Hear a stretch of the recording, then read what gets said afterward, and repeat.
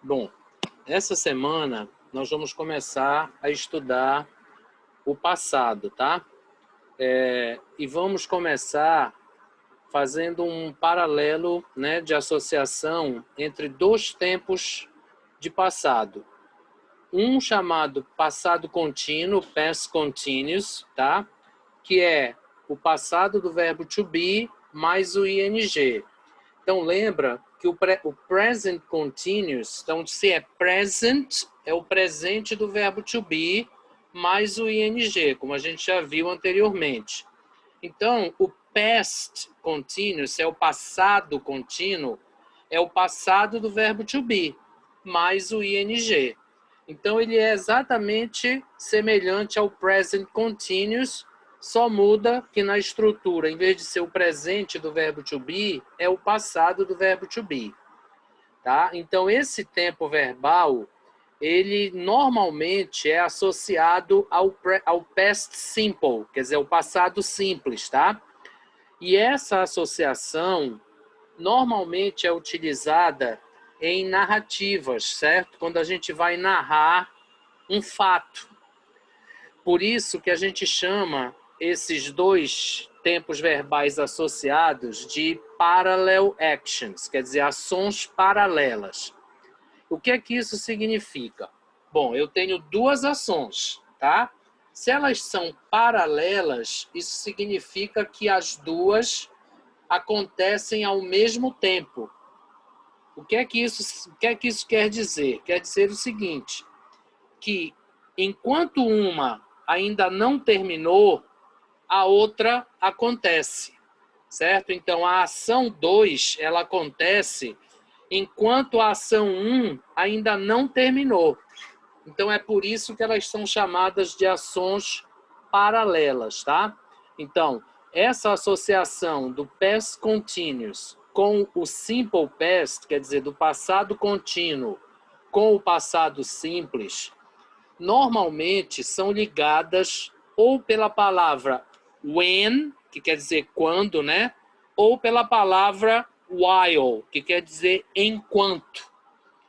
Então, essas duas conjunções, elas se adaptam ao que nós chamamos de ações paralelas, quer dizer, enquanto uma a outra, quando uma a outra, tá?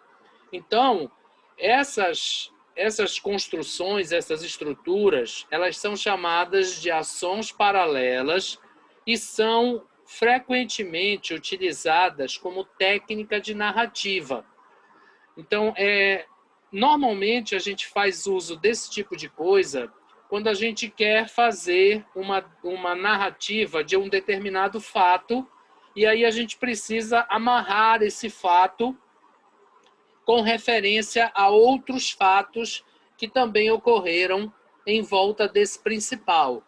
Então, isso é uma técnica de narrativa que a gente utiliza no português também, certo? Quer dizer, a gente tem um fato principal e em volta dele há muitos outros fatos, certo? Que estão associados, que estão ligados direta ou indiretamente a este fato principal. Então, esse tipo de estrutura é utilizada muito nesse contexto, tá?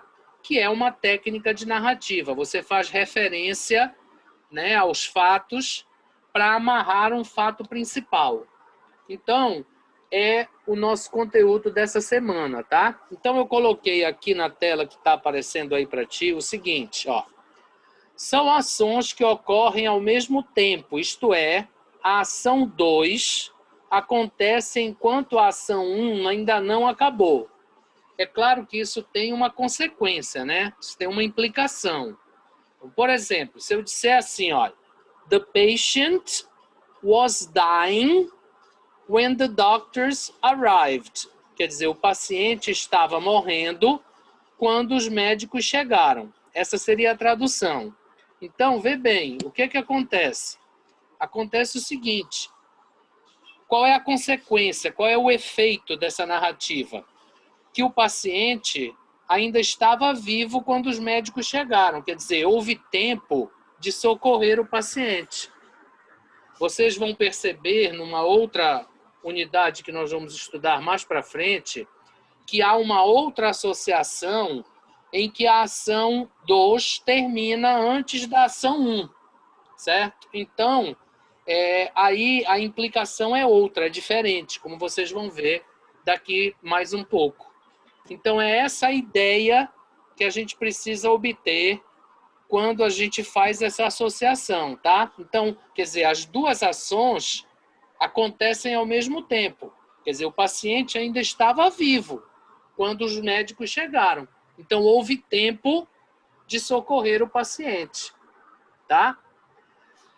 While I was sleeping, the gas exploded.